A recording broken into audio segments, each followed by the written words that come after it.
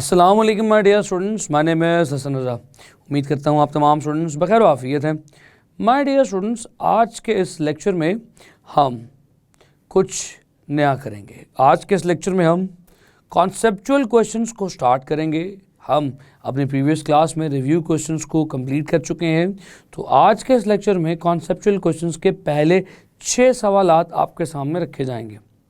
So we are going to discuss first 6 questions of the conceptual questions portion।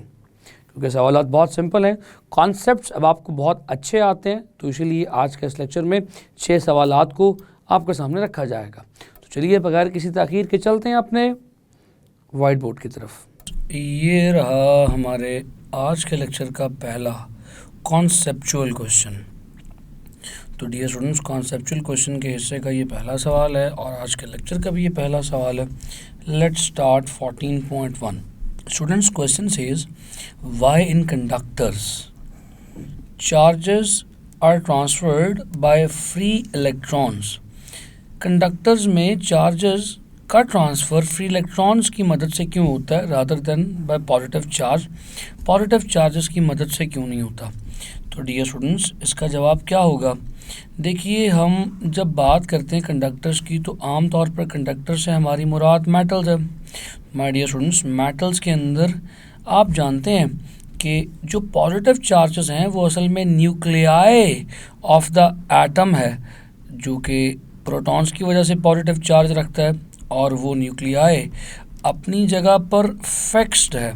आप देख सकते हैं ये हैवी हैं, मैसिव हैं, अपनी जगह पर फिक्स्ड हैं, यहाँ से हिल नहीं सकते, मूव नहीं कर सकते। जब आप पोटेंशियल डिफरेंस अप्लाई करेंगे तो बीच में पड़े हुए ये फ्री इलेक्ट्रॉन्स मूव करना शुरू कर देंगे, और ये कहाँ से कहाँ मूव करेंगे dear students? They will start moving from the negative to the positive terminal. अगर ये नेगेटिव टर्मिनल है बैटरी का, यहाँ पर लगाया गया, और बैटरी का पॉजिटिव टर्मिनल यहाँ पर लगाया गया, so all these electrons will start rushing towards the positive terminal. क्योंकि ये इलेक्ट्रॉन्स फ्री इलेक्ट्रॉन्स हैं, रेडिली अवेलेबल हैं, फ्री टू मूव हैं, तो इसमें जो चार्ज की या करंट की कंडक्शन होगी that will be because of free electrons, not because of positive charges, right. तो स्टूडेंट्स, ये रहा पहला conceptual question. Now we will move on towards the next one. My dear students, ये रहा हमारे आज के लेक्चर का next conceptual question. Students, question में कहा जा रहा है what is the difference between a cell and a battery. Students, ये क्योंकि डिफरेंस का क्वेश्चन है तो ये यकीनन इम्पॉर्टेंट क्वेश्चन होगा। Difference between cell and battery पूछा जा रहा है, तो सेल को एक तरफ डिस्कस कर लेते हैं और बैटरी को दूसरी तरफ। स्टूडेंट्स, सेल और बैटरी में क्या डिफरेंस है? सेल और बैटरी आमतौर पर एक छोटा सा डिफरेंस रखते हैं। वो डिफरेंस ये है कि cell is a subset of battery. इसका क्या मतलब है? चलिए मैं आगे चल के समझाता हूँ। स्टूडेंट्स, सेल ऐसे इलेक्ट्रिकल कंपोनेंट को कहते हैं जो केमिकल एनर्जी को इलेक्ट्रिकल एनर्जी में कन्वर्ट करे। तो चलिए लिख लेते हैं, it can convert chemical energy into electrical energy. तो फिर बैटरी क्या करती है? क्या बैटरी ऐसा नहीं करती? नो, बैटरी भी ऐसा ही करती है, लेकिन माय डियर स्टूडेंट्स, बैटरी में ढेर सारे सेल लगे होते हैं। तो एक सेल केमिकल एनर्जी को इलेक्ट्रिकल एनर्जी में कन्वर्ट करेगा, और बहुत सारे कॉम्बिनेशन ऑफ सेल्स को मिलाकर एक बैटरी बनेगी। इसलिए तो मैंने कहा था कि सेल छोटा है, बैटरी बड़ी है। बैटरी जो है वो सेल के कॉम्बिनेशन से बनती है, तो कहा जा सकता है cell is a subset of battery. So my dear students, battery is formed by the combination of cell. ये डिफरेंट सेल्स के कॉम्बिनेशन से मिलकर बनती है। माय डियर स्टूडेंट्स, ये तो पहला और मेजर डिफरेंस हो गया। The second difference is, dear students, the cell has got only one pair of electrodes, यानी इसमें एक एनोड और एक कैथोड होगी। सो हम लिख सकते हैं one anode and one cathode. और जबकि बैटरी के लिए ये बात, स्टूडेंट्स, ये फर्स्ट पॉइंट था, और बैटरी के लिए सेकंड पॉइंट में कैसे लिखा जा सकता है? It has got more pair of electrodes. इसमें 2 एनोड 2 कैथोड हो सकते हैं, 3 एनोड 3 कैथोड हो सकते हैं, यानी कि इसमें एक से ज़्यादा पेयर ऑफ इलेक्ट्रोड्स होंगे. So more than 1 pair of electrodes, यानी कि अगर 2 सेल हैं तो 2 एनोड 2 कैथोड, 3 सेल हैं तो 3 एनोड 3 कैथोड, यानी जितने भी सेल्स हैं उससे मल्टीप्लाई बाय 2 करें तो उतने इलेक्ट्रोड्स होंगे. तो it may have got 2 anodes 2 cathodes या 3 एनोड्स 3 कैथोड्स या इसी तरह से एक से ज़्यादा. उम्मीद करता हूँ कि ये मेजर डिफरेंस भी आपको समझ आया. My dear students, now we will move on towards the next conceptual question of this chapter number 14. My dear students, ये रहा हमारे आज के लेक्चर का अगला कॉन्सेप्चुअल क्वेश्चन. कॉन्सेप्चुअल क्वेश्चन बहुत सिंपल है. हम इस कॉन्सेप्ट को अपने चैप्टर में बहुत दफ़ा डिस्कस कर चुके हैं. स्टूडेंट्स, क्वेश्चन क्या है? Can a current flow in a circuit? क्या सर्किट में करंट फ्लो कर सकता है, लेकिन कब? Without the potential difference. क्या सर्किट में पोटेंशियल डिफरेंस के बगैर भी कोई करंट फ्लो कर सकता है? स्टूडेंट्स, चलिए इस पॉइंट को समझने से पहले हमें फिर से कंडक्टर की तरफ चलना पड़ेगा और कंडक्टर के इंटरनल स्ट्रक्चर को ज़रा दोबारा से रिकॉल करना पड़ेगा. डियर स्टूडेंट्स, ये रही हमारे पास एक कंडक्टर यानी एक मेटल की वायर. हम ये बात बहुत अच्छे से जानते हैं कि इस मेटल की वायर में हमारे पास एटॉमिक न्यूक्लियाइज मौजूद हैं जो कि फिक्स्ड है, जो एक ही जगह पर मौजूद रहेंगे. भारी होने की वजह से ये मूव नहीं कर सकते. तो इसको ज़रा भारी बनाने के लिए थोड़ा सा मोटा मोटा ड्रॉ कर रहा हूँ. So these carry positive charges. तो my dear students, these positive atomic nuclei are nailed, they are fixed, they can not move. जबकि इसके बरक्स इस वायर में मौजूद फ्री इलेक्ट्रॉन्स रैंडमली मूव कर रहे हैं.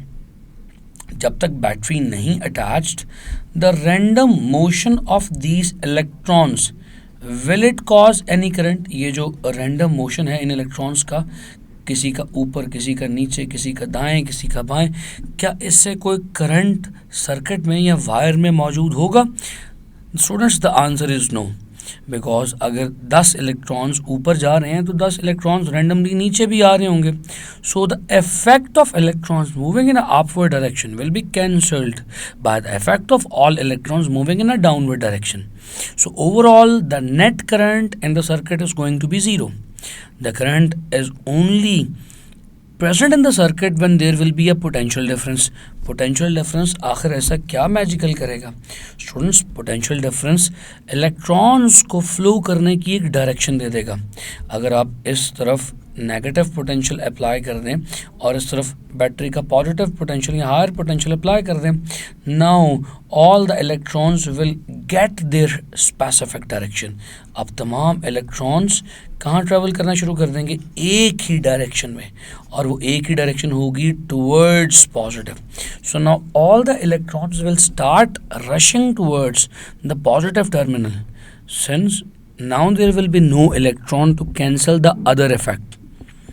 तो अब सर्किट में नेट करंट होगा. सो हम ये कह सकते हैं कि there will be no current in a circuit without a potential difference. Potential difference is a deriving force for the current in the circuit. ये वजह है, ये रीज़न है सर्किट में करंट पैदा करने के लिए. और ये स्टूडेंट्स, आप वैसे भी ओम्स लॉ के मुताबिक जानते हैं V is equals to I R है. If V is equals to zero हो जाए तो I क्या होगा? V over R. तो अगर V ज़ीरो हो गया तो zero over R will become 0. So current will be 0 when potential difference will be 0. So the circuit will not have any current when the potential difference of a circuit will be 0. उम्मीद करता हूँ ये concept भी आपका clear हुआ है. Move on करेंगे आज के अगले कॉन्सेप्चुअल क्वेश्चन की तरफ. माय डियर स्टूडेंट्स, ये रहा हमारे आज के लेक्चर का चौथा कॉन्सेप्चुअल क्वेश्चन और इस चैप्टर के लिए भी फोर्थ ही कॉन्सेप्चुअल क्वेश्चन है ये. तो 14.4 चलिए पढ़ते हैं. 2 points are on an object are at different electrical potential. Does the charge necessarily flow between them, क्या चार्ज उन दो पॉइंट्स के दरमियान फ्लो करेगा। स्टूडेंट्स कॉन्सेप्ट बहुत सिंपल है, सवाल बहुत आसान है। कहा यह जा रहा है कि किसी मटेरियल पे, किसी ऑब्जेक्ट पे दो डिफरेंट पॉइंट्स दो डिफरेंट पोटेंशियल पर हैं, तो क्या वहाँ पर चार्ज फ्लो होगा। स्टूडेंट्स दो ऑप्शंस हैं, दो कंडीशंस हैं। अगर तो फॉर एग्ज़ाम्पल वो ऑब्जेक्ट कंडक्टर है तो चार्ज बिल्कुल फ्लो होगा। चलिए इमेजिन करते हैं कि एक तरफ इस कंडक्टर पर हायर पोटेंशियल है और एक तरफ इस कंडक्टर पर लोअर पोटेंशियल है।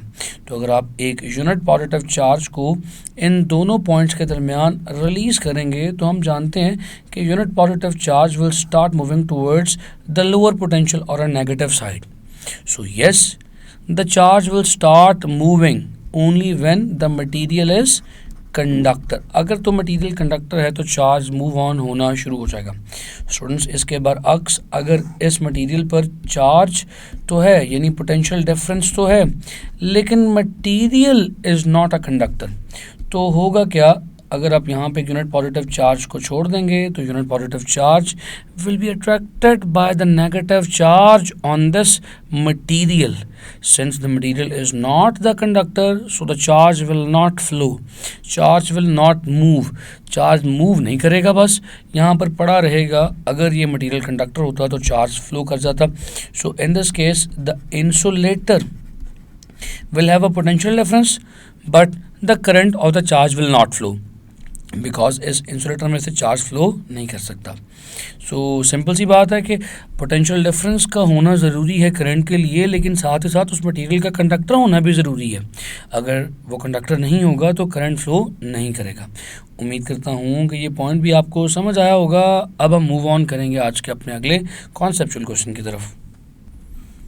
माय डियर स्टूडेंट्स, ये रहा हमारे आज के लेक्चर का फिफ्थ कॉन्सेप्चुअल क्वेश्चन और इस चैप्टर के लिए भी ये फिफ्थ ही है। Question says in order to measure the current in a circuit, आपको करंट मेजर करना है, why ammeter is always connected in series. तो इस सवाल में हमें एक इन्फॉर्मेशन भी मिल रही है, हमारा कॉन्सेप्ट रिकॉल हो रहा है कि आखिर एमीटर को सीरीज़ में क्यों कनेक्ट किया जाता है। स्टूडेंट्स जितना सिंपल क्वेश्चन है जवाब भी उतना ही सिंपल है। डियर स्टूडेंट्स, क्वेश्चन में ये पूछा जा रहा है कि एमीटर को सीरीज़ में क्यों जोड़ा जाए। तो स्टूडेंट्स चलिए एमीटर को ज़रा रिकॉल करें। एमीटर क्या था? Ammeter is a device use to measure the current. ये करंट को मेजर करती है, it is use to measure the current. और स्टूडेंट्स करंट सिर्फ सीरीज़ में कांस्टेंट है। चलिए इस पॉइंट को समझने के लिए ज़रा इन्वर्स या ऑपोजिट सोचिए ऐसे कि क्या होगा अगर आप एमीटर को पैरेलल में जोड़ दें। चलिए जोड़ के देखते हैं। ये हमारा बल्ब और इस बल्ब को हमने जोड़ा हुआ है with the battery like this through a switch को ऑन करेंगे तो सर्किट में से करंट पास करेगा और बल्ब ग्लो हो जाएगा।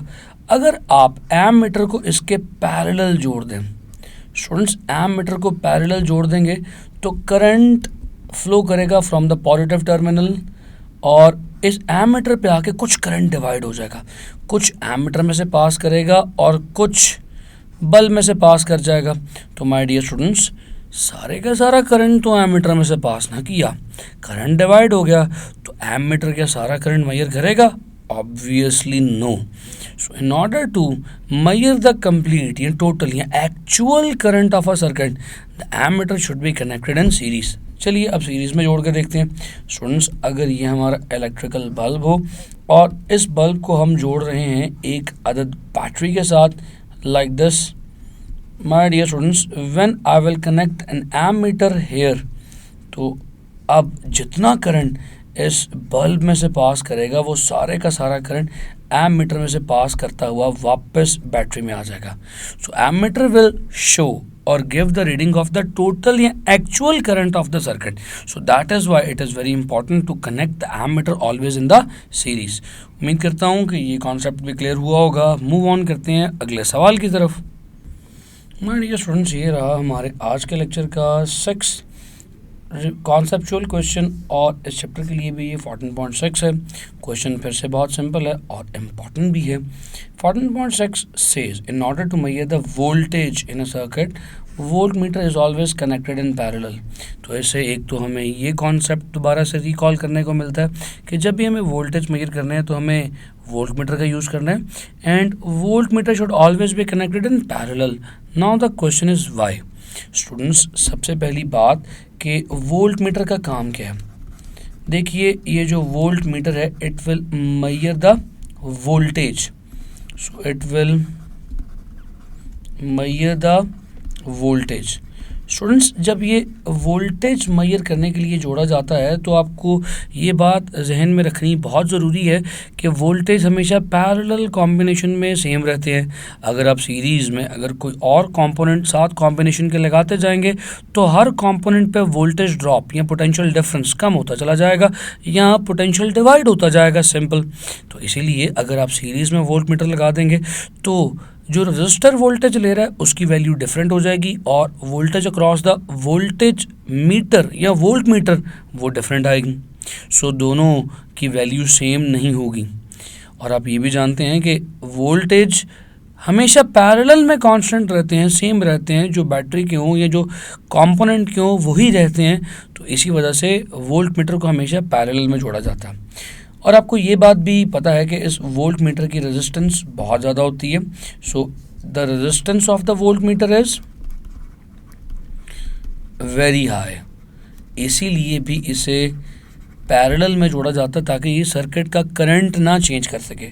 चलिए इस पॉइंट को ज़रा ड्रॉ करके समझाने की कोशिश करता हूँ। सपोज़ कीजिए कि ये एक इलेक्ट्रिकल बल्ब है जिसे जोड़ा गया है एक बैटरी के साथ in order to measure the voltage the voltmeter should be connected. तो इस बल्ब के साथ वोल्ट मीटर को कैसे जोड़ूं? स्टूडेंट्स, इस बल्ब के साथ वोल्ट मीटर को जोड़ने के लिए मैं वोल्ट मीटर को पैरेलल में कनेक्ट करूंगा। उसका फ़ायदा क्या होगा?